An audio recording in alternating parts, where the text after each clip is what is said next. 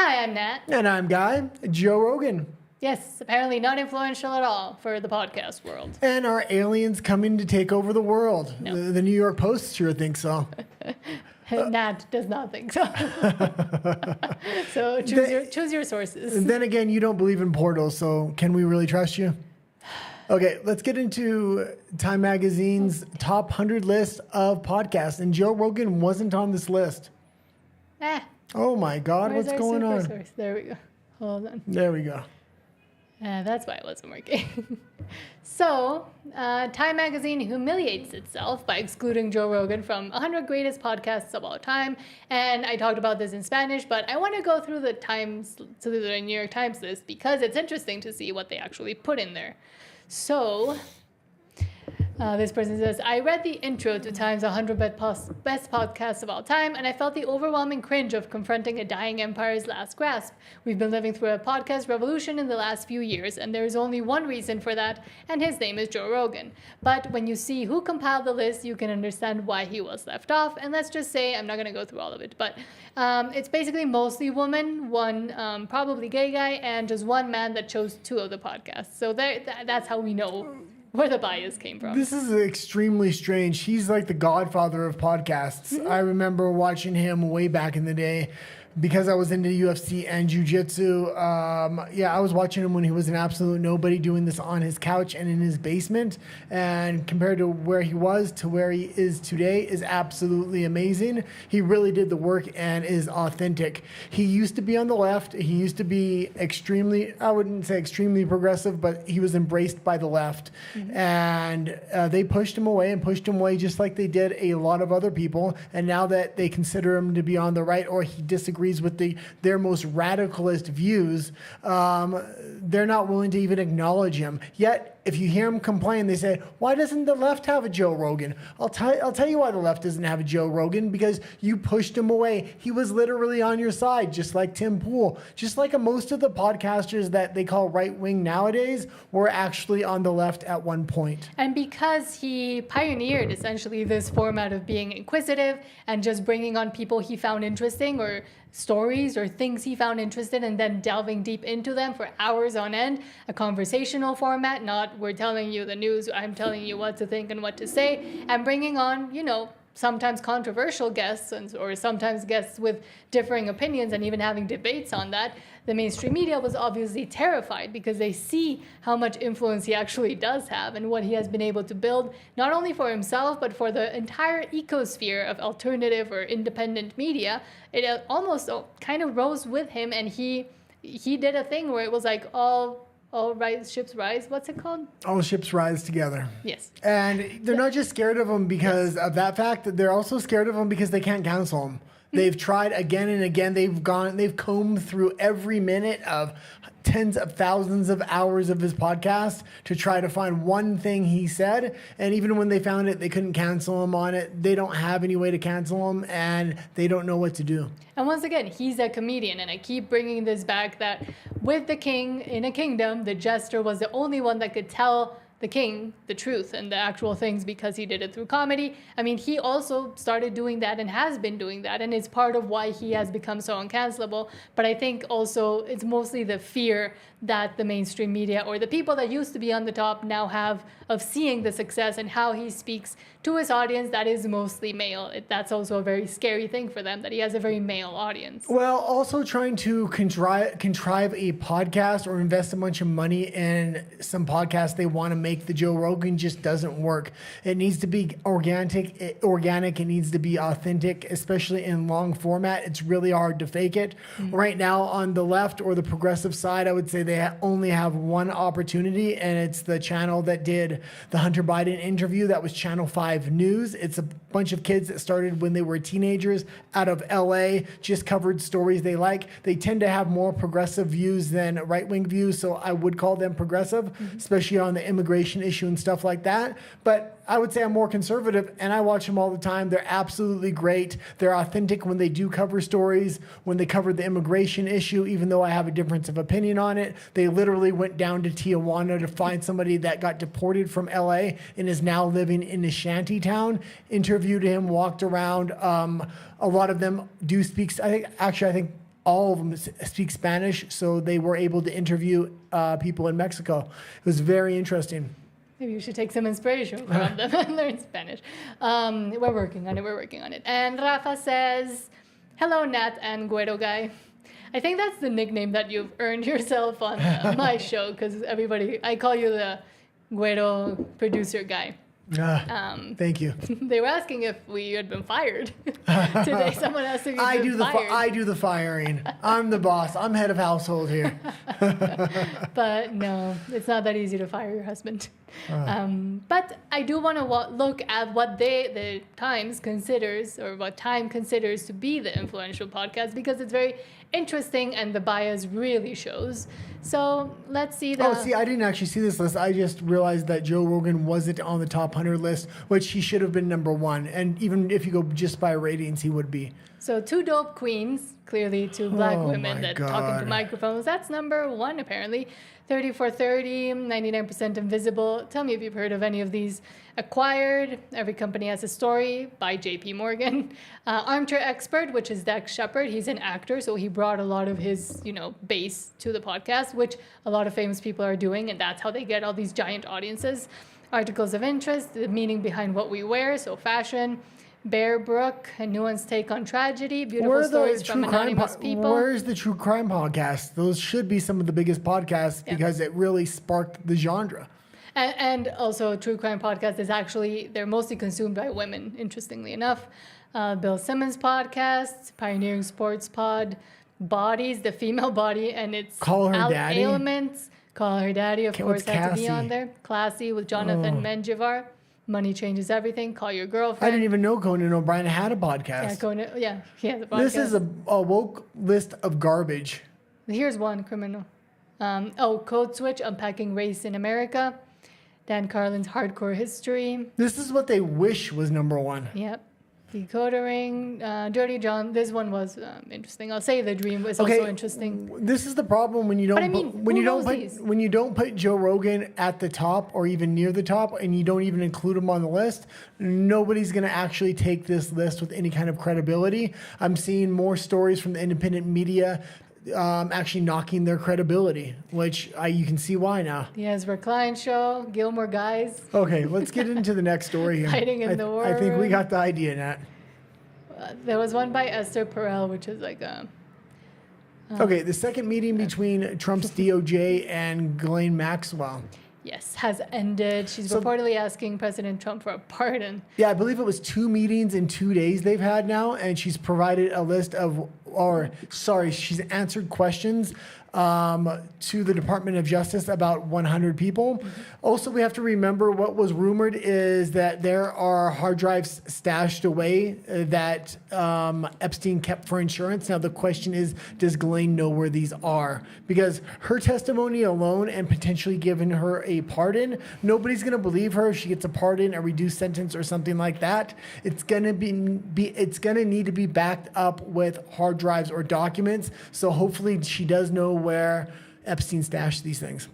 And also, I spoke about this in Spanish, but all these big lists that people are expecting. I mean, yes, there were clients that she was servicing, and who knows who those clients were. But at the same time, I think maybe because of all of the speculation and the lack of transparency, maybe a lot of the conspiracy is like not there. It just won't come out because there is not much there. There is a conspiracy there, and to say there's not, you've been listening to too much Tim Pool. Well, I'm just saying. I mean, there are things beneath the surface of this case that the president of the United States doesn't want to touch in any way, shape, or form. That would incline me to believe this is other governments. We discussed in the past what governments. So let's see what Fox News says. New at 2, Deputy Attorney General Todd Blanche's meeting with convicted sex trafficker Ghislaine Maxwell has ended. This as critics are calling for more transparency in the Jeffrey Epstein investigation. Welcome back as we head into hour 2 of America Reports. I'm Sandra Smith in New York, and Bill, great to... And I've been saying fairly confidently, I believe this is a trap. The Democrats are now starting to fall into the trap. If I followed the case kind of closely today because of the Ghislaine Maxwell things that had happened, first, the left wasn't really really paying attention to it. So Trump kind of, I believe, set a trap by saying there's nothing there, there's nothing there. Okay, we're going to release the documents. We're not going to release it. It looked confused, like he didn't want the documents out there. Now that they're going to talk to Ghislaine Maxwell, a bunch of prominent Democrats are coming out and saying nobody in the DOJ should be talking to Ghislaine Maxwell.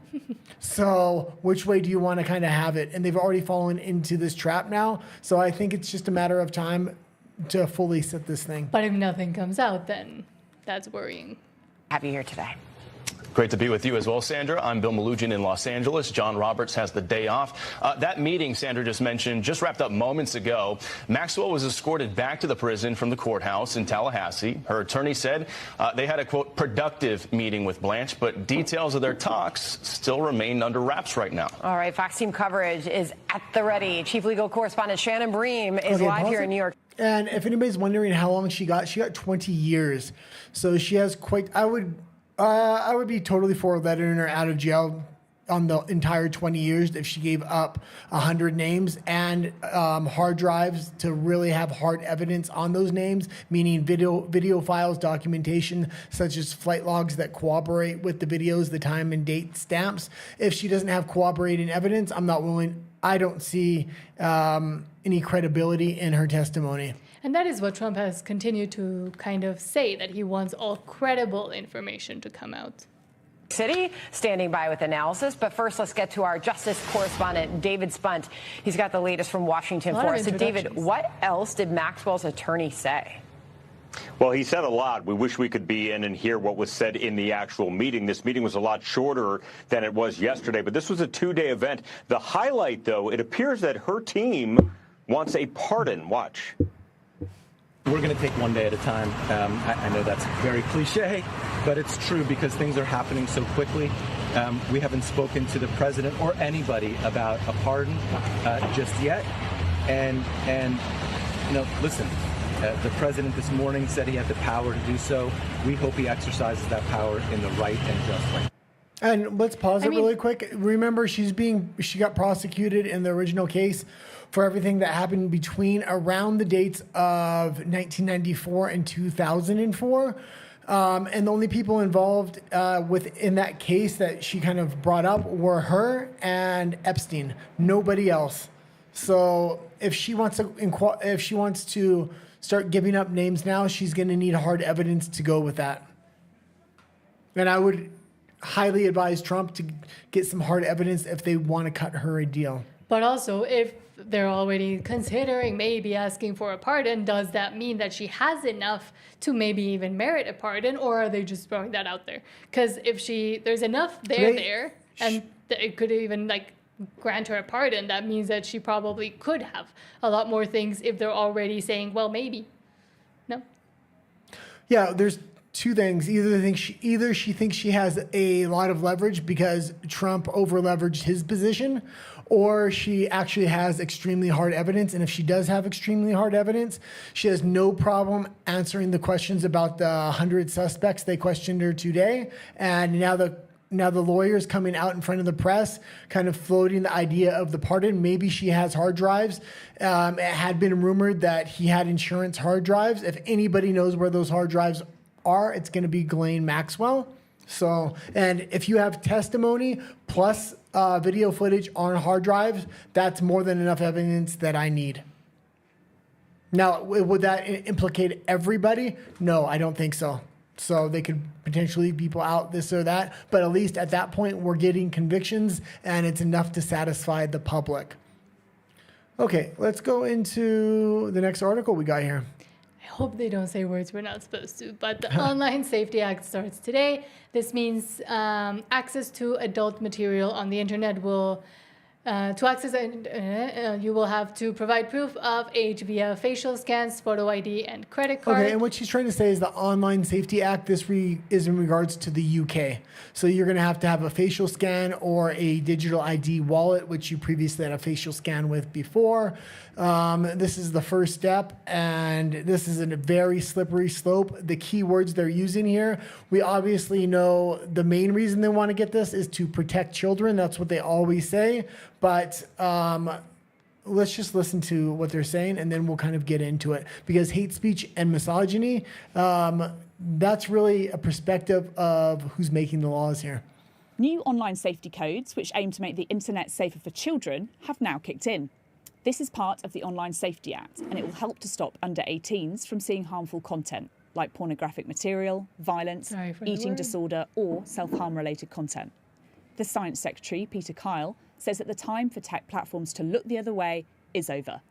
These new rules mean that anyone trying to access some of the most harmful material on social media will have to verify their age, using facial scans, photo ID, and credit card checks. Those social media firms will have to block access to parts of their sites for children, and if they do see harmful content, those platforms will have to act quickly to remove it. They'll have to address toxic algorithms and turn on safe searches for children's accounts. And firms which are found to be breaching those new rules could face fines. That might mean 10% of that company's... And a lot of firms are already pulling out, especially the smaller social media firms. It's going to be interesting. The rumor is they made this law specifically to go after X. And today, the BBC and other broadcasters, when talking about this, are already foaming at the mouth and go, oh, what can we do with X? What can we do with X? That seems to be their main question. So, yeah, I don't know if they're going to be able to stick this to them, but I really hope they don't bend the knee. Annual turnover, or £18 million. But campaigners still say this just doesn't go far enough. The Molly Rose Foundation was founded by bereaved father Ian Russell after his 14-year-old daughter Molly took her own life, having viewed harmful content on social media. They say these changes lack ambition and accountability. Yeah, I would say completely pull out of the country and only have access done through satellite phones. So it's direct satellite distribution of content, which is really hard to block free speech with. I would like Elon Musk to come out with a phone like that, but we're already seeing Apple and other phones have satellite access. So...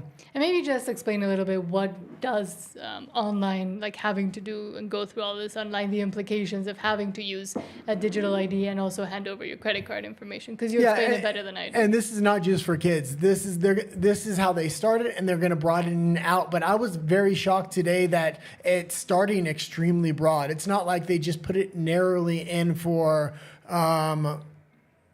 like sites with nudity and things like that. They really said for misogyny, for hate speech, for these words that really are applied in a broad context when it comes to the UK government. But what does digital ID encompass? Digital ID is going to encompass what's called a digital wallet. It's suspected that these digital wallets are going to be broadened out. So if you want to access your phone, you're going to actually have to access your phone through your digital wallet, which includes a facial scan and a link to your government ID, your government digital ID. Mm-hmm.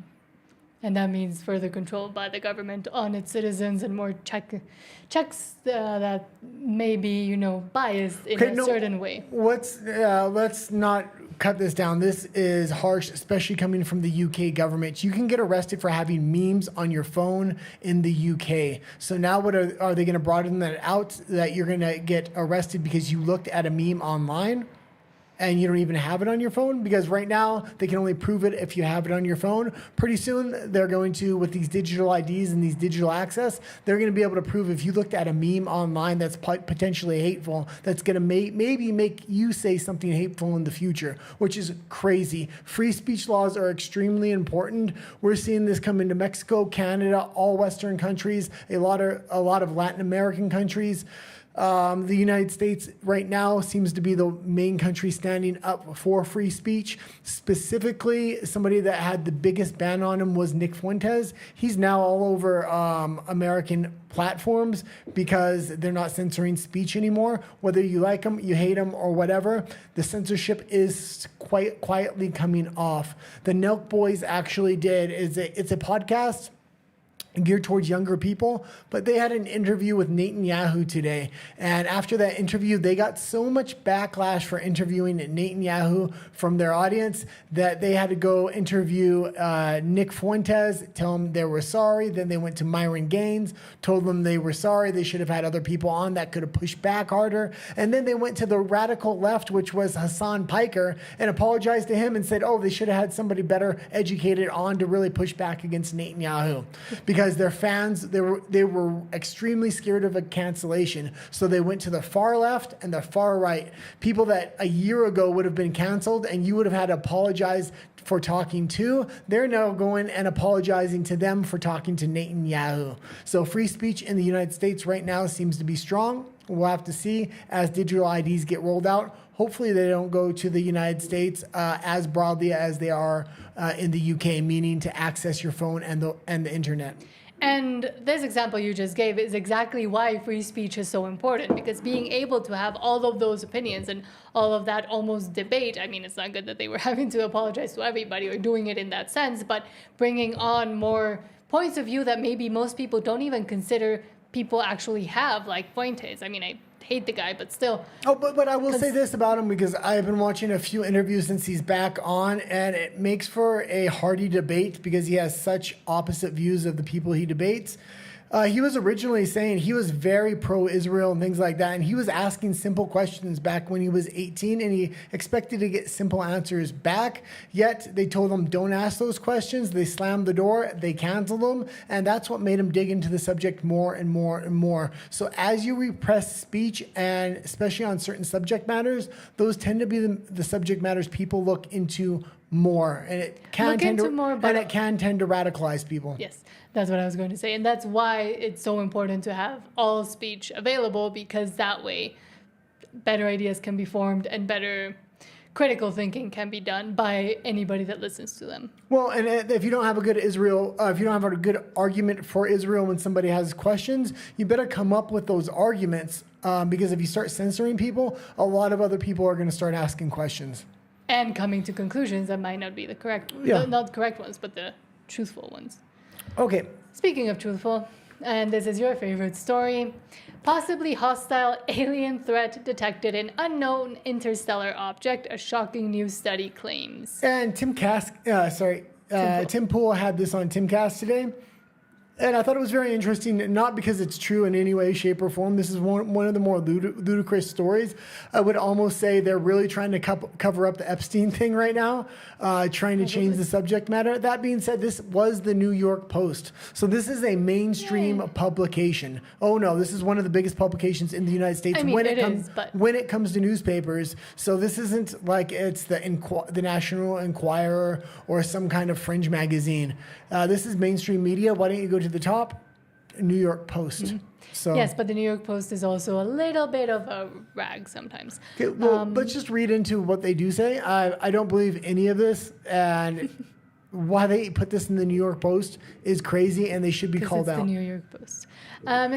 Hold on. What do you mean by it's the New York Post? Well, the New York Post has been known to be a little bit more leaning towards page 6 and not so much towards other more journalistic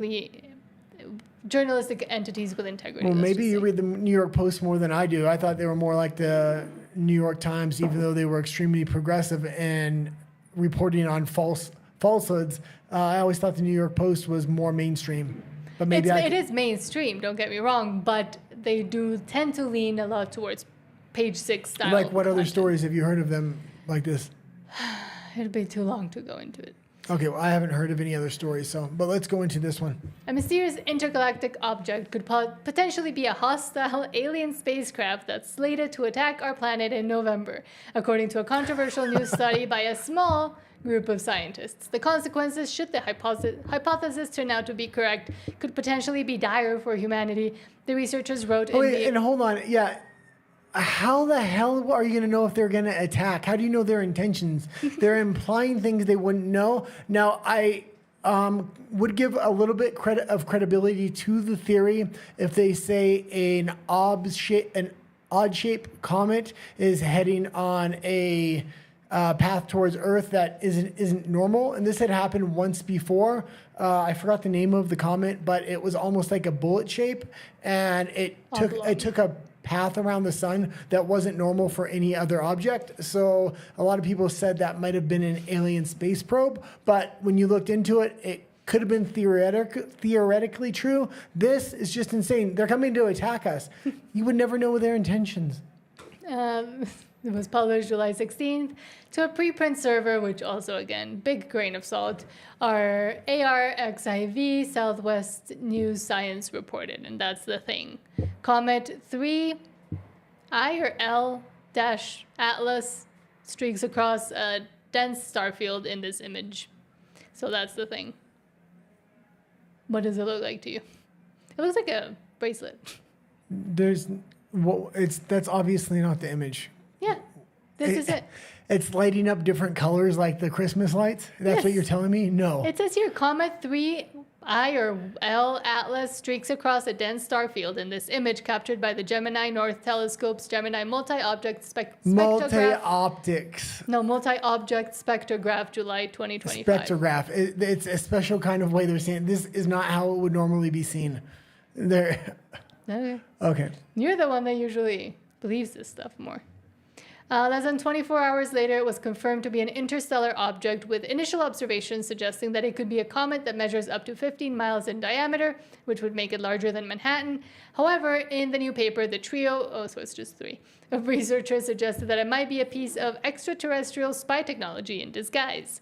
One of the researchers, Avi Loeb, a prominent Harvard... And that would be, if it was a piece of spy technology, that would be much more plausible, saying they're going to attack us, and jumping to that conclusion just takes away all credibility. Okay, let's continue. I want to hear about Avi Loeb. I actually know who this scientist is. Prominent Harvard astrophysicist known for He's probably one of the most prominent astrophysicists currently because he does so many media appearances. Probably saying crazy things. No, actually he doesn't. He does legitimate research. And he came from a legitimate research field before he started looking into this stuff. Known for linking extraterrestrial objects to alien life, previously made waves after floating the theory that 2017 interstellar object could be an artificial recon probe sent by an alien civilization based on its odd shape and acceleration. Yeah, and that was the original story that actually did have credibility. So this just sounds insane. And if anything does happen, It all sounds if insane. anything happens here, I would say this is government orchestrated because they're trying to orchestrate something. Because there's no way that you're going to see a comet coming towards us a long way out and then know it's going to attack us, and then it gets here and it does try to attack us. Okay. The trio felt the object We can move on. Okay. We have a lot more stories here. I just kind of wanted to put that in because mainstream media is covering stories like this. It's crazy, and it's not even a legitimate story that could be legitimized. Now Doug Ford. Probably an alien.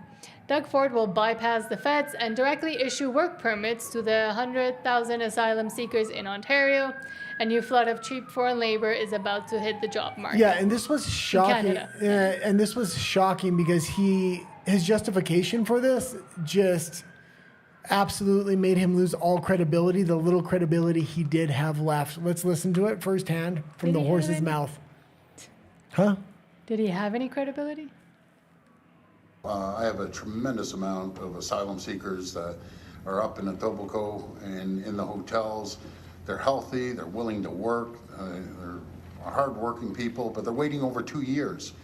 And they're just sucking off the system nonstop, not their fault. The fault falls under immigration, that it takes over. The government and him put this up so they would give them thousands of dollars a month and support them financially for years where they didn't work. There's so much unemployment in Ontario right now that flooding them with more workers is just going to drop the wages. Mm-hmm. So 2 years to get a work permit. So as we're paying education, paying healthcare, paying their rent in hotels, which is exorbitant, they want to get out there and they want to be like every other Canadian. They want to find a job. Unemployed? They want to be able to. every other Canadian, a lot of Canadians are unemployed right now. Yeah. So First start off renting a condo or part of a house and then buying a house. But we're tired of waiting around. I can't wait around. 'cause It's they get costing subsidies. our province an absolute fortune. Just last year, we were close to 100,000 asylum seekers, and I'm still waiting to get paid back from the federal government. That's one issue.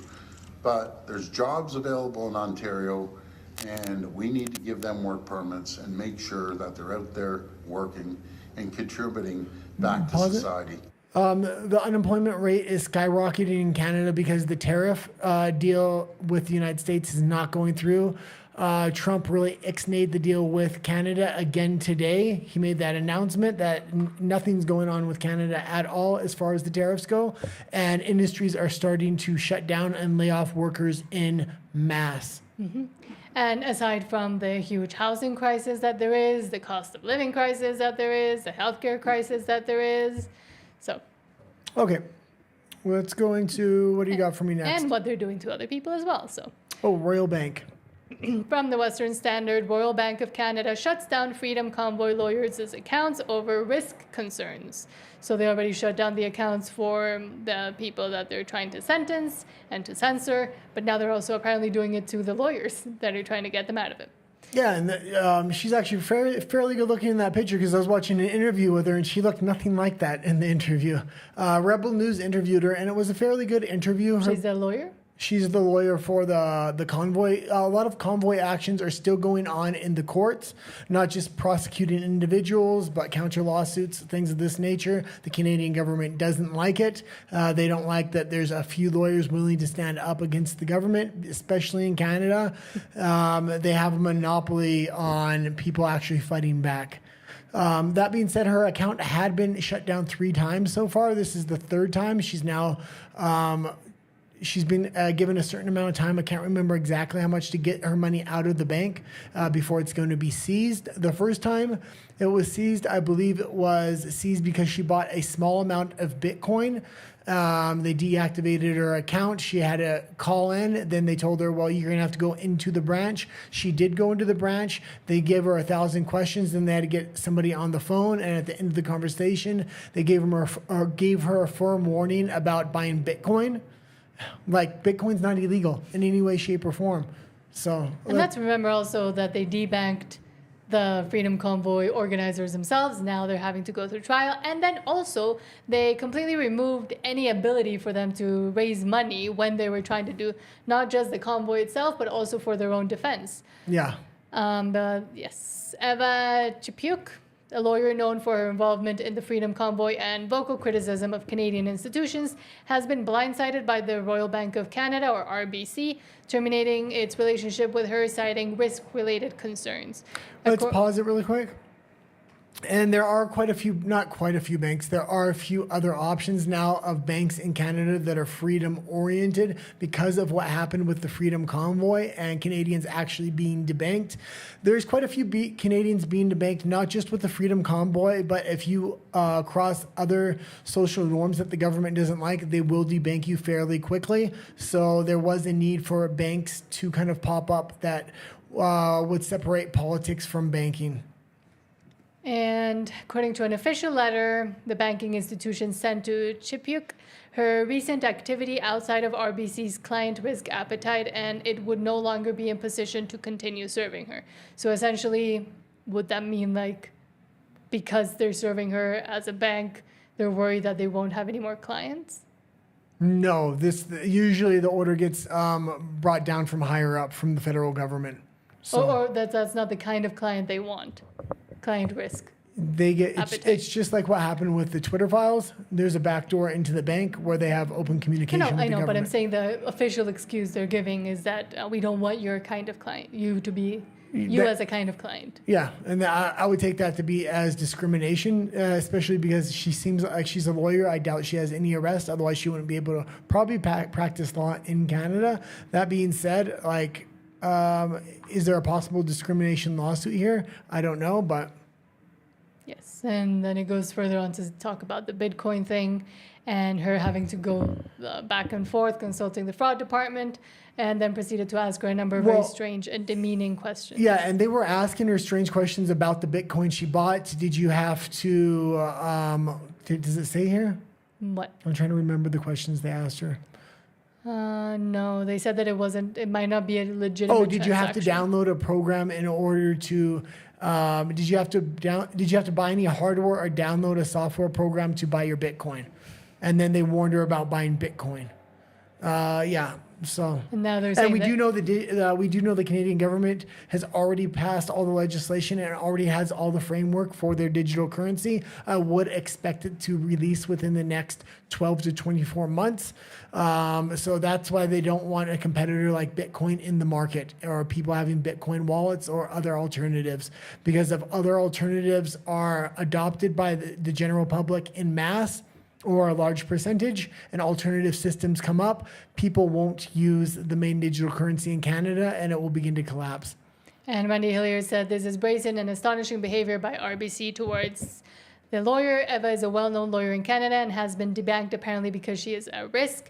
It appears that because she uses crypto and is well-known vocal advocate for freedom, she can't have a bank account. Okay, and let's go into And I mean, also a big warning to anybody else that lives in a country that loves to censor people. We just saw an example with Chicharito here in Mexico with a football player, and that doesn't mean that maybe eventually they would want to try to go after, his assets as well. Yeah, I mean, the government is putting immigrants first in most Western countries. They're giving them preferential treatment when it comes to banking, meaning especially in Canada, the UK, they get special rates on their loans. They get first dibs when it comes to housing, when it comes to schooling for their children. Immigrant children are put to the top of the list. We've seen that in Ireland. We covered that the other day. You're basically giving non-citizens preferential treatment over your own citizens, and then you're starting to debank your own citizens. And what are you really giving them in return? You're not even giving them free speech, and you're slowly bringing in this digital infrastructure to strip what little freedoms that they do have.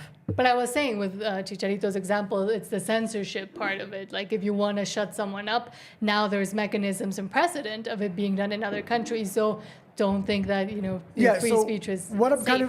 kind of alluding to here is, what is the government actually giving you? The American government is at least saying you have free speech in your constitution. None of these other countries have free speech enrooted in their constitution. Well, Mexico's supposed to. Well, obviously not, because we're seeing what's happening. They're implementing other laws that are directly contradicting what's supposed to be your constitutional right or your right. So is one law erasing the other law? Which one takes preferential treatment? And moving on from Libby Emmons, whom I really like, from the post-millennial. You used to hate her. She used to annoy me. But from the post-millennial says she's getting divorced because her marriage doesn't meet her fantasy expectations, then claims that not only can she be herself, whatever that means, around her husband, but at 32, she doesn't even know who she is yet. Send the meteor. This is why we can't have nice things. We'll watch this. This is a little bit crazy because she even admits that she has the perfect husband, yet she's going to leave him because it doesn't compute with the propaganda she's been put of what a marriage should be. That being said, there was also another clip I should have grabbed it of a 53-year-old saying, why can't we're all the good men? I'm looking for my other. I want somebody to have coffee with this and that. If you're 53 and you haven't found that yet, there's a good chance you might not find it at that point. Mm-hmm. Or if you had it and you let it go. Yeah. I told my husband I wanted a divorce. I walked myself through the logistics of where would I live, how would we split the time with the kids, who gets the dog. I feel like I have been searching for something in my relationship that we don't have for the whole time we've been married, which has been 10 years. There is not a single thing about my husband in and of himself that I do not love. He is the most self-disciplined, loyal, hardworking, good person that you could meet on this. This is absolutely ridiculous. This is honestly crazy. What she's going to realize is she's unhappy with herself. And when she leaves her husband, she's going to become even more unhappy because it probably wasn't her husband or her kids. It's actually herself. And yeah, let's continue. Planet. Our relationship and what my expectations are for my marriage and what they always have been are not met. I can't be myself with my husband, and it's really confusing because I'm 32 years old, I am a mom of 3, and I still don't know who I am. I told it's funny. She sounds like somebody. She sounds like maybe she thinks she's a lesbian. No, it's funny because she literally says what she is right there in that last sentence. I'm a mom of 3 and a wife. But that's not enough anymore because women, especially married women, and I talked about this very recently because there was a study done, that there's a lot of these mommy blogs and a lot of these mom influencers that are starting to come out with this very feminist narrative that, oh, you have to find yourself and being a mother is not enough. If being a mother is not enough, it means you're not doing enough as a mother. You're not doing enough as a wife if that doesn't fulfill you and doesn't actually bring you the everything you're looking for, because that's now your identity. The fact that you want to erase that and make a new identity where you find yourself, or whatever version of yourself people tell you you have to be, especially other women, that's a completely different thing than not knowing who you are. And it's not knowing who you are within this new framework that they've set upon you and that you've decided to accept as the thing you have to be. And she said she loved everything about her husband. She has kids that she loves, yet they're going to live separately, raise the kids. This is not going to be good for the kids. No. It didn't seem like a bad situation. Maybe stay together. It's not like it's an abusive relationship. Stay together until the kids are at least out of the house. It would be better for the kids overall. Again, no-fault divorce is probably it's called a Mexican divorce. That's where it was created. Because it was created here in Mexico. Yeah. And we do have a very high rate of divorce here in Mexico. And then it was brought to the States, and divorce just goes to the roof in any country that implements this no-fault divorce. Because if there is, a very dangerous situation either for the husband, the wife, or the kids, and for staying together is impossible because of that, then sure. But in any other circumstance, I mean, women and men have become so self-interested and self-serving and have forgotten the purpose of even having a marriage and kids once you're in it, and it is to, better the nucleus itself, better the family itself. Everybody works for the family itself, not for yourself, not for your husband, but for everybody that now constitutes your familial bond. And that should also extend beyond your just nuclear family. You should also care about your parents and the grandparents and everybody else, sisters, brothers. But because the U.S. sometimes, and Mexico now as well, because we copy anything the U.S. does, has become so self-centered and focused on just you and your success and what's important to you and who you are. It doesn't matter who you are. If you have people to take care of, if you have other things to do within your life, those questions mostly answer themselves because you're doing it. You're becoming who you are. The family is under attack in the West. And we had a comment the other day in one of your comments saying the family is under attack. Well, what exactly did they say? I don't remember what comment you're You were just telling me before the show that somebody said, when you said never mind, let's continue to go. No, they were talking about religion. They were asking why I was talking about religion so much, I think. Because I'm not religious. And then you said the nuclear... Never mind. Okay, let's continue to go. I'll bring it up next episode. Hold on. Rafa says, my wife and I agreed that we will endure marriage even if it turns to hell. We won't go through the shame of divorce. And I don't know if you have kids or not, but especially if you take problem is there is no shame in divorce in a lot of Western countries now, and shame can be a masterful tool when used properly and really hone society in the right direction. And also with especially kids, I mean, there's study after study where they're even trying to disprove the fact that separate households means worse outcomes for kids. Even within those studies, they end up having to admit that, yes, a two-parent household while the children are basically mostly the focus of it, although not completely forgetting about the marriage part as well, that's where children most succeed and where they do the best and the outcomes are the best. So, and now saying things like this, saying what that footballer here in Mexico was saying has become taboo because we've completely forgotten about what it actually means to want to have that life project. If you already started a project, finish the damn project. Yeah, but did you hear about the song 1965 that came out?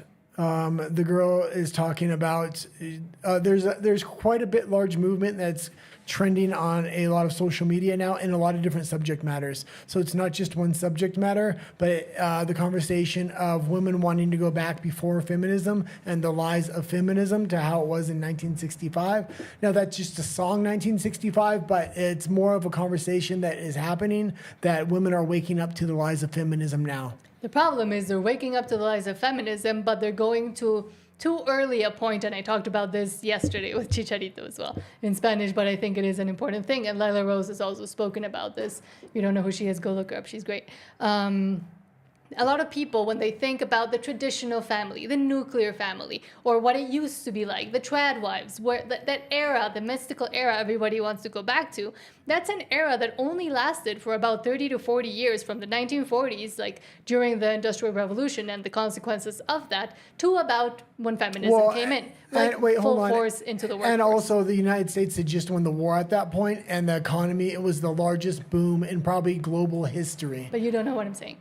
Well, that's why that era existed. I know, but what I'm saying is that's not what people should want to go back to, because it doesn't even work within our society today, and it didn't work for the majority of people as people imagine it to be. When the husband left and went to go sit in an office for 8 hours and then came back and the wife was just there, cooking and cleaning and looking after the kids.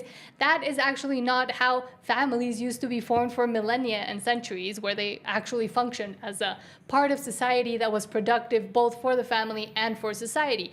Before, in agrarian societies, you had the family that used to be a baker, or there were farmers, or it was the family that produced milk or shoes or whatever. That's why I was bringing up the fact that it was a very special time of 40 years where the economy was more booming, where one person can provide for an entire household. Mm-hmm. Most of history, it never happened like that, and it probably won't happen again.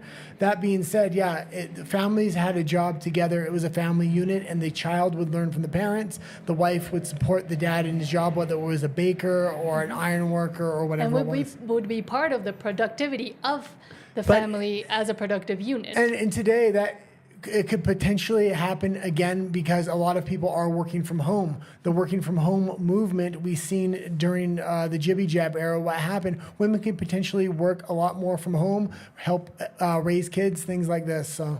But also, like, shifting the focus to not wishing to go back to that very specific period of tradliness. That wasn't actually what traditional used to be, and not even what is spoken of in the Bible, for example. And when they speak about family and marriage within the Bible context, they're talking about those agrarian societies that happened long before that. So what I'm saying is women and people shouldn't want to go back to the 50s or the 60s or whatever. Well, they should want to look a little bit further back and see how... Economically, it won't work to go back to that time, because only a very small segment of that time will make... only a very small segment of society nowadays will make enough money to make a situation like that work. So if that's what you're trying to preach as the ultimate goal, it's not going to work, because it's not going to appeal to, or it's not going to work for the mass majority of society. But if you look at a time before, like you were saying, there was a different format that did work. And I think that's one of the reasons why people like Andrew Tate, or the Red Pillars and the Matches and all of those guys annoy me so much, I think, because they're not seeing at it through the lens of how it used to work for ages, what they were actually saying in the Bible or a lot of religious texts. They were looking to that era, not the 50s. They weren't speaking about how the 50s used to work, because it didn't really actually work that much. And when the wife and the husband and the kids are all being productive, they can not only create way stronger bonds, but also be a productive member of society in the real sense. And we do see a lot of this still kind of happening here in Mexico, not only outside of cities, which cities have become hell here in Mexico, but also with people that own small storefronts or tortillerias, or the people that work at the market. All of those people work almost within like a family agrarian unit, and we do see that still happening, but people are being pushed towards the office job and the fancy things more than they are towards wanting goals that are actually used for yourself as a human. Intergenerational goals, where skills are passed down from mother and father to son or to children, and then also, if they do have a business, all that business and those intergenerational network they've created kind of gets passed down, so the business can grow generation after generation. That being said, I do like Andrew Tate and some of the Red Pillars a little bit more than you do. I don't like everything they say. And the fact that they think just make more money is going to solve it.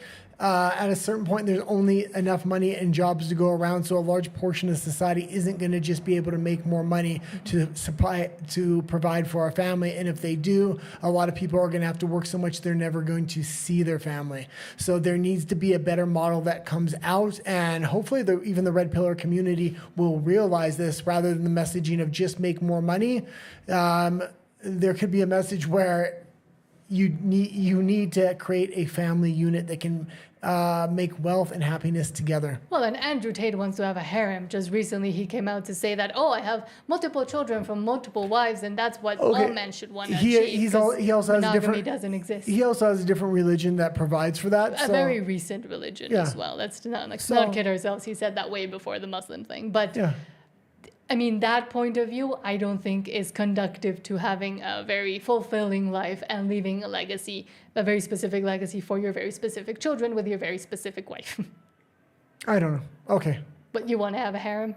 No, I'm not saying I want to have a harem, but if other people in other cultures do would whatever that, you want. But I don't think that that's the best model. And I would rather have people that do have some kind of moral basis in society as well, even though all their morals might not line up. At least there is a non-moving moral foundation, even in Islam. That's called Western religions. Okay. We always disagree on Tate, so we're not going to fight about it. But I mean, it is something we've been discussing. Let's keep going. But I like this topic. We have a lot of other subjects here. Do y'all care about the other subject? From Nick Sortor, breaking President Trump. You got a southern accent, y'all. Y'all. Do you know where I got that from? And that's part of my, I still have to deprogram myself from the wokeness. I got the y'all and folks from working at LGBTQ and like youth-focused, very woke places. And you're not allowed to say, all of you are like boys, girls, hello, good evening, men, women. So I got the y'all and the folks from being indoctrinated and brainwashed into not using we gender. got President Trump in Scotland. Just slammed. You keep reading it if you want. President Trump in Scotland just slammed Europe for allowing the third world to be imported. Do you want me to read the rest of the quotes or no? If you want, you can. So. Actually, he's going to say them, so we can just listen to him say his own quotes here. And one moment. What was it? What was the headline here again? He slams. No, Scotland the country he's in. Just slammed Europe for allowing the third world to be imported. No. Go to the top, please. Scotland. Yes, that's what I said. Scotland. Yeah, but I asked you what country, and then you said Europe. Scotland. So yeah, he came into Scotland. This was important because they lined the streets when he came in with his motorcade, and there was a huge group of people at the airport to actually welcome him when he stepped off the plane. The immigration issue is becoming to a tipping point, and in Europe, Donald Trump is starting to represent somebody that's actually doing something against it. An amazing job on illegal migration in America. A lot of people here are very worried about the situation. Record numbers.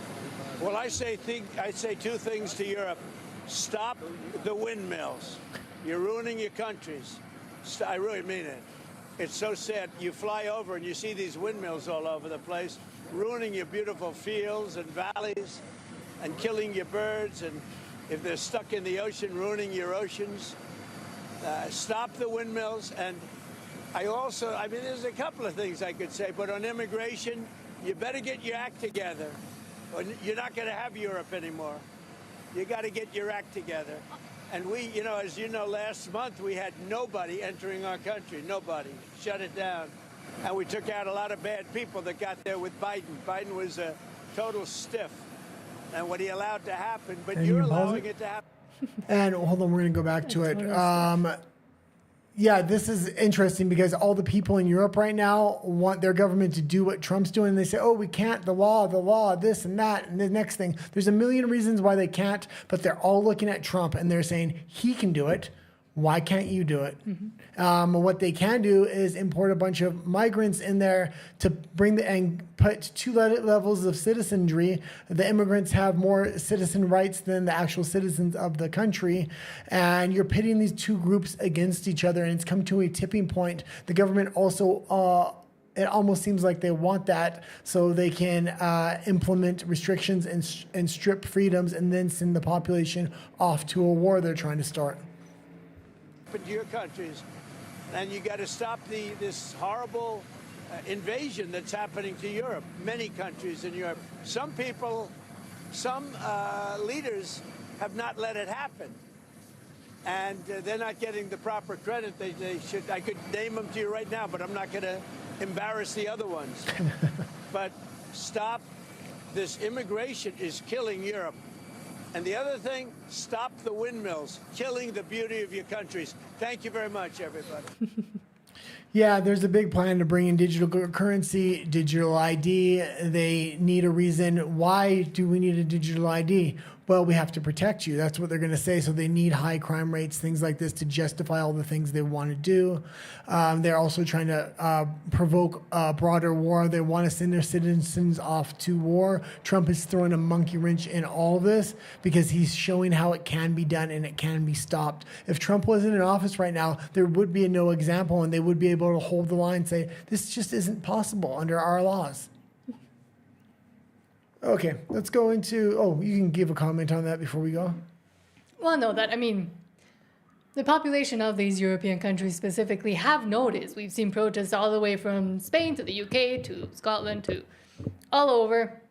Germany also, and it seems like the governments just don't want to listen, but if they do see an improvement within the US or people, their own people saying, like, welcoming Trump as a hero, like giving him a hero's welcome to your own country while you're saying he's the worst person on earth and you hate him, maybe he has a point by what he has done and the people are admiring it, and maybe listen to your own people as well. And they're very smart in Europe right now because they're having in certain towns around, especially the UK, they're having persistent protests day after day that are only the people in the communities. And Tommy Robinson was offering to come out to the one, and they said, well, we don't want you out here. We don't want a huge influx of people. Tommy Robinson said he thought about it, and it was very smart. That way the government can't provoke anything. Mm-hmm. The town knows everybody that's in that protest. And we have seen a lot of protests as well at a lot of migrant hotels. I forget where specifically, but somewhere in the UK as well. Okay. That are unprecedented, and people are wondering, how did this happen? And let's go into the next story. And they're really trying to frame this as white people are trying to make their own community, and this is a bad thing. But if it was any other race of people, it wouldn't be considered bad.